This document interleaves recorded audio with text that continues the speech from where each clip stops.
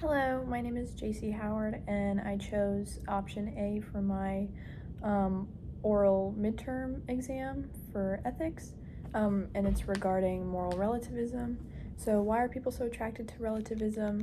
Humans are naturally inclined to look for answers. We are constantly trying to identify ourselves with certain categories, using labels to add dimension to our beliefs and personal values. So, in relation to moral relativism, it is not hard to identify with the reasons as to why people are so attracted to finding universal moral truth.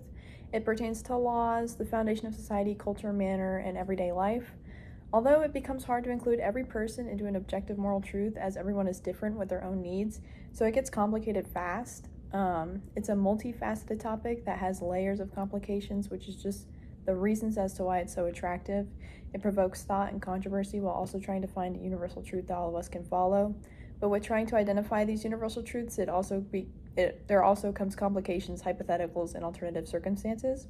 So relativism is naturally alluring to the human mind as it invokes deep conversations and multi-layered discussions while regarding an objective truth that our society should follow. So there are two types of relativism: cultural belief relativism and personal belief relativism. Cultural belief relativism is that it is possible for entire cultures sometimes to disagree about whether it is overall morally right or morally wrong to act in a certain way under certain circumstances. And for an example, I chose Tribe X, which was discussed in Module 1. The example was that Tribe X sacrificed disabled children to hippopotamuses in the river because they believed that the hippopotamus was their god, and they had to serve it in this way. In this circumstance, murdering children with disabilities would seem morally right to the members of Tribe X as they act in the circumstance of religion. So, personal belief relativism is that it is possible for individual persons to sometimes disagree about whether it is morally right or overall morally wrong to act in a certain way under certain circumstances. An example of this would just be like abortion, because it's a widely controversial topic in American politics.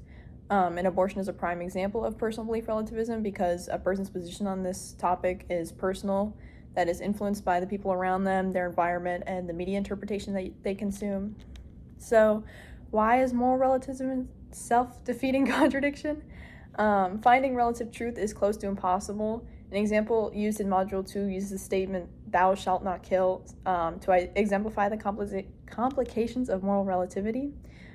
Generally recognized as a relative truth, this statement brings up a multitude of questions that contradicts this statement, like what about self-defense? What about the death penalty? Are instances of abortion considered murder? And is it morally right even if abortion is considered murder? Oh my gosh.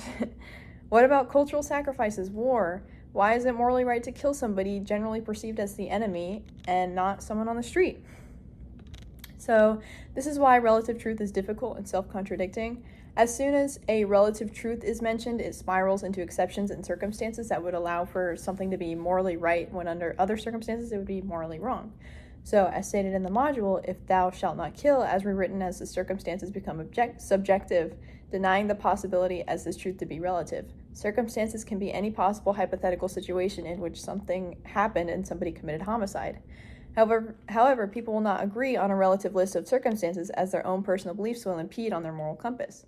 This can be exemplified by the topic of abortion, which I said earlier, whereas some people believe that a woman's circumstances allow for them to have an abortion, while others think that there are no circumstances in which a woman should be allowed to have one at all.